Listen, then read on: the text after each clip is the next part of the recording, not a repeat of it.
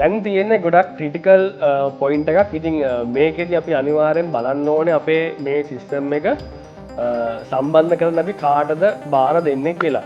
ඉතින් මේ වගේ ඔන්ග්‍රිඩ් සිස්ටම් එකක් සම්බන්ධ කරන්න ඉන්ස්ටෝලර් කෙනෙක් අනිවාර්යෙන්ම ශ්‍රී ලංකා සුමිත්ත බලශක්ති අධිකාරියේ රෙජිස්ටර් වෙලා ඉන්න ඕනේ.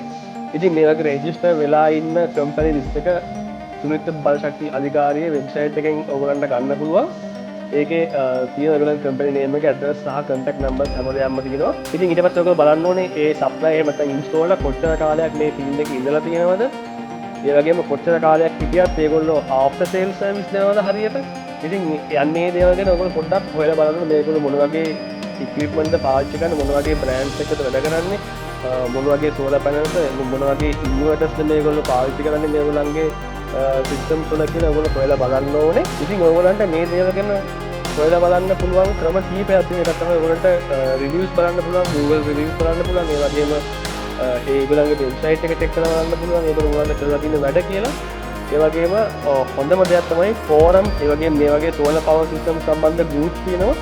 ඉතින් ඒ වගේ තැන්වල ගිහින් බලන්න, ඒ වගේ තැන්වල ගොඩක් සර්ච් කරලා බලන්න ඒගොල්ලෝ කරගත්ත සිස්ටම් සහ ඒවා කරගත්ත කට්ටිය ඒවා කොහොමද කරලා තියෙන්නේ. ඒ වගේම ඒගොල්ලන්ගෙන් අහලා දැනගන්න පුළුවන් ඔයගොල්ලන්ගේ යාළුවෝ නෑදෑයෝ ඉන්න වෙන්න පුළුවන් සෝලර් පැනල් සිස්ටම් ගෙදර සම්බන්ධ කරගත්ත.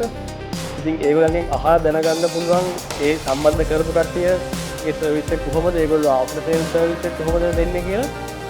ඉතින් අන්න ඒ වගේ හොඳ රිසර්ච් එකක් කරලා තමයි මේ සප්ලයි තෝරගන්න ඕනේ. නැත්නම් මොන හරි කාලයක් ගියාම ප්‍රශ්නයක් ආවොත් එහෙනම් මේගොල්ලෝ ඒකට හරියට උත්තර දෙන්නේ නැත්නම් එතන ගැටලුවක් තියෙනවා. ඉතින් පොඩ්ඩක් රිවිව්ස් චෙක් කරන්න, අර මම කියපු රිවිව්ස් චෙක් කරන්න, ෆෝරම්ස් වල ඒ වගේම Facebook groups වල වගේ පොඩ්ඩක් සර්ච් කරලා බලන්න සප්ලයි කෙනෙක් තෝරගන්න ඉස්සෙල්ලා.